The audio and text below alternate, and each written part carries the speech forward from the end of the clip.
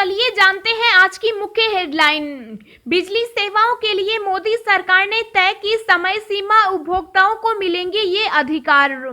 नए साल से पहले सरकार का बड़ा तोहफा, पुलिस और किसान को दी राहत। किसान आंदोलन, कॉन्ट्रैक्ट खेती से कितना फायदा कितना नुकसान। अन्ना हजारे ने कहा, किसानों के लिए जीवन का आखिरी अनशन करूंगा, बीजेपी ने मांगा समय। भारत में वैक्सीन की पहली खेप 28 दिसंबर को दिल्ली आएगी। राजीव गांधी सुपर स्पेशलिटी अस्पताल में लगा डीप फ्रीजर। जनवरी फरवरी में बोर्ड की परीक्षा संभव नहीं, शिक्षा मंत्री। जी हां दोस्तों, और भी बहुत बड़ी काम की खबरें निकल कर आ रही है, इसलिए वीडियो को लास्ट तक जरूर देखना। तो चलिए जानते हैं एक एक करके तमाम बड़ी खबरों को। पर इससे पहले अभी तक आपने इस वीडियो को लाइक नहीं किया तो लाइक कर दीजिए। तो चलिए वीडियो स्टार्ट करते हैं। बिजली सेवाओं के लिए मोदी सरकार ने तय की समय सीमा, उपभोक्ताओं को मिलेंगे ये अधिकार। जी हां, बिजली उपभोक्ताओं के लिए मोदी सरकार ने आज एक बड़ा फैसला किया। बिजली क्षेत्र में दी जाने वाली अलग अलग सेवाओं के लिए पहली बार सरकार ने समय सीमा तय की है। समय सीमा में काम नहीं करने पर बिजली वितरण कंपनियों पर जुर्माना लगाया जाएगा, जो कम से कम 1 लाख रुपए तक किया गया है।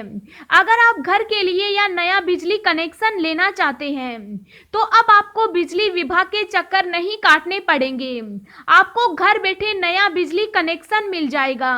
ये संभव हुआ है बिजली मंत्रालय के एक आदेश से, जिसे बिजली कानून 2003 के तहत जारी किया गया है। आदेश में उपभोक्ताओं को दी जाने वाली सेवाओं के लिए समय सीमा तय कर दी है। महानगरों में नया बिजली कनेक्शन 7 दिनों में, अन्य शहरों में 15 दिनों में, जबकि ग्रामीण इलाकों में 30 दिनों में देना अनिवार्य बनाया गया है।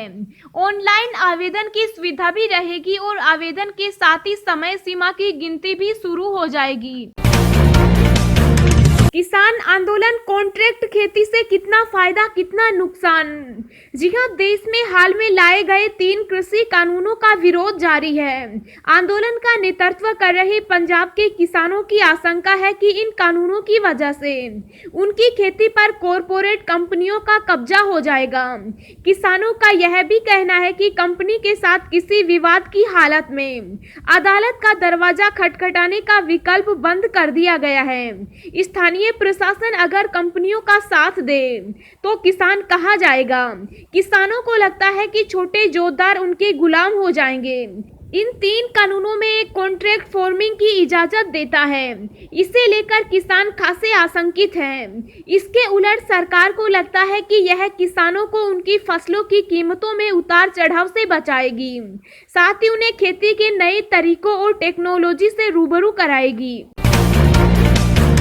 अंतर्राष्ट्रीय विज्ञान महोत्सव पर बोले पीएम मोदी, 3 दशक के बाद देश को नई शिक्षा नीति मिली। जी हां, पीएम नरेंद्र मोदी ने आज इंडिया इंटरनेशनल साइंस फेस्टिवल का उद्घाटन किया। उन्होंने अंतर्राष्ट्रीय विज्ञान महोत्सव के दौरान वैज्ञानिकों को वर्चुअल संबोधन किया।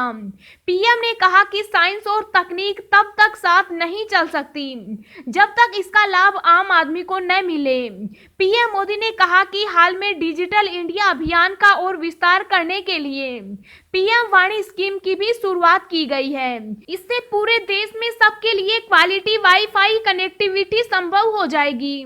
विज्ञान व्यक्ति के अंदर के सामर्थ्य को बाहर लाता है। यही स्पिरिट हमने कोविड वैक्सीन के लिए काम करने वाले हमारे वैज्ञानिकों में देखी है। हमारे वैज्ञानिकों ने कोरोना के खिलाफ लड़ाई में हमें बेहतर स्थिति में रखा है। आज गांव में इंटरनेट यूजर की संख्या शहरों से ज्यादा है। गांव का गरीब किसान भी डिजिटल पेमेंट कर रहा है। आज भारत की बड़ी आबादी स्मार्टफोन आधारित ऐप से जुड़ चुकी है। आज भारत ग्लोबल हाईटेक पावर के इवोल्यूशन और रिवोल्यूशन दोनों का सेंटर बन रहा है। जनवरी फरवरी में बोर्ड की परीक्षा संभव नहीं, शिक्षा मंत्री। जी हां, शिक्षा मंत्री रमेश पोखरियाल निशंक ने कहा जनवरी या फरवरी में बोर्ड की परीक्षा नहीं होगी, बाद में एग्जाम आयोजित किया जाएगा।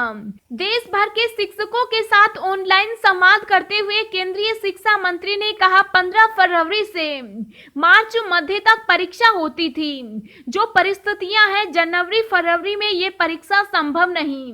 उन्होंने कहा फरवरी के बाद हम परीक्षा कब करवाएंगे, इस पर हमें और विचार विमर्श करने की जरूरत पड़ेगी। दोस्तों, अगली खबर जानने से पहले आपसे एक रिक्वेस्ट है कि इस वीडियो को बनाने में मुझे बहुत ज्यादा मेहनत लगती है, तो इस मेहनत के लिए वीडियो को एक छोटा सा लाइक जरूर करें।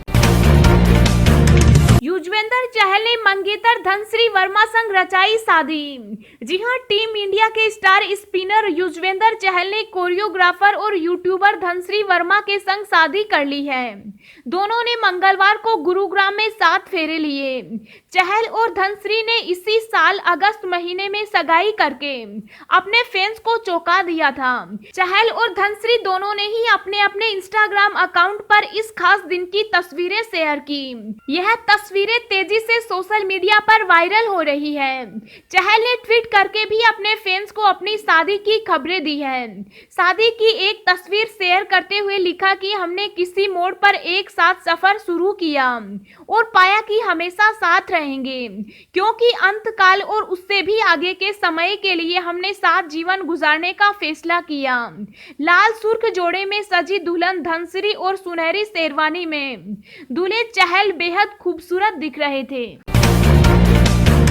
भारत में वैक्सीन की पहली खेप 28 दिसंबर को दिल्ली आएगी। राजीव गांधी सुपर स्पेशलिटी अस्पताल में लगा डीप फ्रीजर। जी हां, भारत में कोरोना वैक्सीन की पहली खेप 28 दिसंबर को आ सकती है। दिल्ली में यह सबसे पहले राजीव गांधी सुपर स्पेशलिटी अस्पताल में बनाए गए स्टोरेज में रखी जाएगी। फिर वहां से दिल्ली के अन्य अस्पतालों में इसका वितरण होगा। यह बात एयरपोर्ट अथॉरिटी ऑफ इंडिया ने प्रेस कॉन्फ्रेंस कर बताई। अथॉरिटी ने कहा है कि अगर 28 तारीख को वैक्सीन किसी भी कारण से नहीं आई तो यह जनवरी में आ जाएगी। इसके तहत राजीव गांधी सुपर स्पेशलिटी अस्पताल में वैक्सीन भंडारण के लिए कोल्ड स्टोरेज चेन बनाने के लिए जरूरी संसाधनों की पहली खेप पहुंच चुकी। यहां डीप फ्रीजर भी पहुंच चुके हैं। वायु प्रदूषण की वजह से देश की जीडीपी को हुआ 1.4% का नुकसान, 17 लाख लोगों ने गंवाई जान। जी हां, देश में साल 2019 में 17 लाख लोगों की मौत वायु प्रदूषण की वजह से हुई। ये देश में हुई कुल मौतों का 18% है। वायु प्रदूषण की वजह से देश की जीडीपी को 1.4% यानी 2,60,000 करोड़ का नुकसान हुआ। वायु प्रदूषण की वजह से आर्थिक नुकसान में सबसे आगे उत्तर प्रदेश है। यहाँ वायु प्रदूषण ने जीडीपी का 2.2% नुकसान किया, जबकि बिहार में यह आंकड़ा जीडीपी का 2% रहा। नए साल से पहले झारखंड सरकार का बड़ा तोहफा, पुलिस और किसानों को दी राहत। जी हां, झारखंड सरकार ने 2021 की शुरुआत में पुलिस कर्मियों को बड़ा तोहफा दिया। जनवरी महीने से प्रदेश के सभी पुलिस कर्मियों को एक दिन का साप्ताहिक अवकाश मिलेगा। इस दिशा में अब झारखंड पुलिस रोस्टर तैयार कर रही है, जिससे कि सभी पुलिस कर्मियों को तरोताजा होने के लिए सप्ताह में एक दिन की छुट्टी दी जाएगी। जल्द ही इस दिशा में एसएसपी और एसपी ऑफिस की तरफ से गाइडलाइन जारी की जाएगी। इससे पहले डीजीपी डीके पांडे ने भी इसी तरह की घोषणा की थी, लेकिन इसे लागू नहीं किया जा सका। उन्होंने यह भी कहा कि सभी पुलिसकर्मी बाकी के 6 दिन 8 घंटे की ड्यूटी करेंगे। मौजूदा वक्त में पुलिस वालों की स्थिति बेहद खराब है। उन्हें रोजाना 10 घंटे से अधिक की ड्यूटी करनी होती है, जिससे उन्हें अपने परिवार वालों के साथ वक्त बिताने का मौका नहीं मिल पाता। ट्रैफिक पुलिस की स्थिति और भी बदतर है। वो लगातार 10 घंटों तक सड़कों पर खड़े खड़े ही अपनी ड्यूटी निभाते हैं। अन्ना हजारे ने कहा, किसानों के लिए जीवन का आखिरी अनशन करूंगा, बीजेपी ने मांगा समय।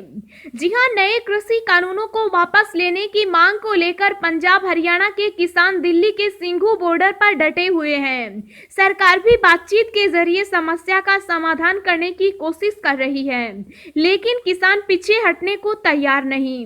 केंद्रीय कृषि मंत्री नरेंद्र सिंह तोमर ने गुरुवार को 8 पन्नों का खत लिखकर कृषि कानूनों का विरोध कर रहे किसानों से खास अपील भी की थी, लेकिन किसानों ने उनकी बात मानने से मना कर दिया। तो वहीं समाज सेवी अन्ना हजारे के एक खत ने सरकार की परेशानी बढ़ा दी। दरअसल 83 वर्ष के अन्ना हजारे ने किसानों के आंदोलन को लेकर केंद्र सरकार को एक बार फिर चिट्ठी लिखी है, जिसमें उन्होंने लिखा कि कृषि मंत्री ने जो लिखित आश्वासन दिया था उसका पालन नहीं किया गया है, इसलिए मैं अपने जीवन का आखिरी अनशन फिर से शुरू करूंगा, जिसे कहाँ करना है, जगह मिलने पर दिल्ली में, मुंबई में या मेरे गांव में, यह मैं बताऊंगा। जिसके बाद दिल्ली में हलचल पैदा हो गई है, इसलिए कल कुछ बीजेपी नेताओं ने अन्ना से मुलाकात की थी। इस बारे में बात करके अन्ना ने एक न्यूज चैनल से कहा कि कुछ लोग आए थे मुझसे मिलने, उन्होंने मुझसे कहा कि थोड़ा सा समय दीजिए, आपको अनशन की जरूरत नहीं पड़ेगी, आप इस आंदोलन में शामिल मत होइए। अब घर बैठे अपडेट करें नाम, पता और डेट ऑफ बर्थ। यूआईडीएआई ने फिर शुरू की सर्विस। जी हां, अगर आपको भी आधार में कोई जानकारी अपडेट करानी है तो आपके लिए जरूरी खबर है। आधार जारी करने वाली संस्था यूआईडीएआई ने ग्राहकों को बड़ी राहत दी है। अब आप एक बार फिर घर बैठे अपना नाम, पता, जन्म तिथि और लिंग अपडेट करा सकते हैं। बता दें कि बीच में यूआईडीएआई ने एड्रेस के अलावा सभी डेमोग्राफिक डिटेल्स को अपडेट करने की सुविधा को बंद कर दिया था, लेकिन एक बार फिर से इस सुविधा को शुरू किया गया है। यूआईडीएआई ने ट्वीट करके इस बारे में जानकारी दी है।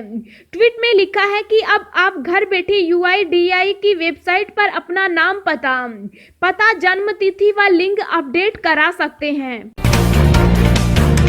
कोरोना का नया स्ट्रेन मिलने के बाद जर्मनी सहित 5 देशों ने साउथ अफ्रीका की उड़ानों पर लगाई रोक। जी हां, दक्षिण अफ्रीका में कोरोना वायरस का नया स्ट्रेन मिलने के बाद 5 देशों ने दक्षिण अफ्रीका के लिए उड़ानों पर रोक लगा दी। इन देशों ने संभावित खतरे को देखते हुए यह कदम उठाया है। ब्रिटेन के बाद दक्षिण अफ्रीका में कोरोना का नया स्ट्रेन पाया गया। यहां संक्रमितों की रफ्तार एकदम से बढ़ गई। संक्रमण को फैलने से रोकने के लिए कई देशों ने ब्रिटेन की उड़ानों को भी निलंबित कर रखा है। हालांकि डब्ल्यूएचओ का कहना है कि स्थिति नियंत्रण में है, लेकिन नया स्ट्रेन मिलने से पूरी दुनिया खौफ में है।